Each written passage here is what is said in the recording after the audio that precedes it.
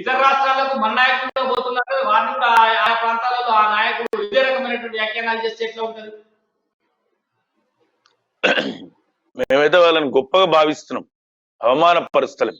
ఎందుకంటే ఈ దేశానికి ఇంకా అంటే ఈ దేశంలో ఇంకా కొనసాగుతున్నటువంటి కాంగ్రెస్ పార్టీలో తను ఏఐసిసి జనరల్ సెక్రటరీగా కొనసాగుతున్నటువంటి ప్రియాంక గాంధీ గారు ఇచ్చేస్తున్నటువంటి సందర్భం వాళ్ళని స్వాగతిస్తున్నాం.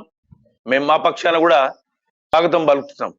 నిన్న విచ్చేసిన మాయావతి గారిని కూడా అగౌరవపరచాలనేటువంటి ఉద్దేశం మాకు లేదు.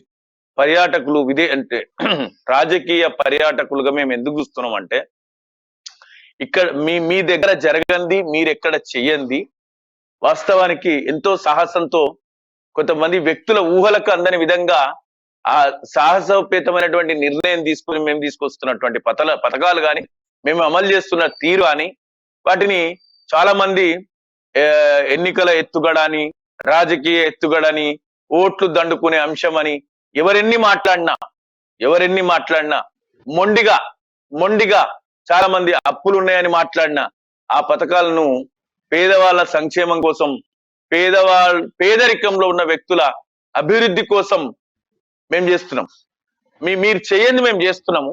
కాబట్టి మీరు ఇక్కడికి వచ్చి ఇక్కడ జరుగుతున్నటువంటి అభివృద్ధిని చూసి వెళ్ళవచ్చు అని ఉద్దేశంతో మాట్లాడిన వ్యాఖ్యల్లో భాగంగా మేము ఇప్పుడు కూడా అంటున్నాం, పొలిటికల్ టూరిస్టర్స్, రాజకీయ పర్యాటకులుగానే వాళ్ళని చూస్తున్నాం. మేము ఇక్కడ రావచ్చు, చూడొచ్చు, మాట్లాడచ్చు, పోవచ్చు.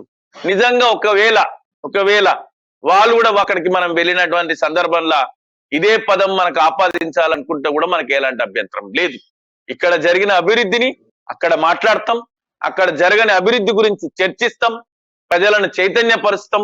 డెఫినెట్ గా పిఆర్ఎస్ ని విస్తరించేటువంటి ప్రయత్నం ఆగదు. ఆ దిశగానే తెలంగాణ ప్రభుత్వం ముందుకెళ్తుంది, బిఆర్ఎస్ పార్టీ ముందుకెళ్తుంది.